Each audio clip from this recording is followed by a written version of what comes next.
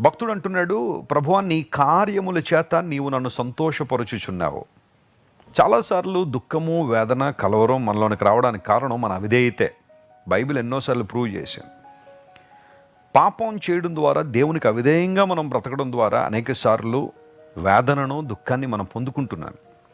Bible సెలవిస్తూ ఉంది, భక్తిహీనులకు అనేక వేదనలు కలుగునని బైబిల్లో స్పష్టంగా రాయబడింది. భక్తిహీనత కొన్నిసార్లు వేదన తీసుకొస్తుంది, కృంగుదల తీసుకొస్తుంది, ఆందోళన తీసుకొస్తుంది. దేవుడు తన ప్రజలందరూ కూడా నిజమైన భక్తిని కలిగి ఉండాలని ఆశిస్తూ ఉంటే చాలామంది భక్తిహీనులుగా బ్రతుకుతున్నారు.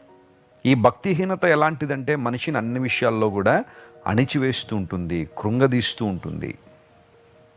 నిజమైన భక్తి ఏంటంటే, దేవుడు ఆశించే భక్తి ఏంటంటే, పవిత్రమైన భక్తి ఏంటంటే ఏహలోక మాలిన్యం అంటకుండా జాగ్రత్తగా కాపాడుకోవాలి, అవసరతలు ఉన్న వారికి సహాయం చేయమన్నాడు.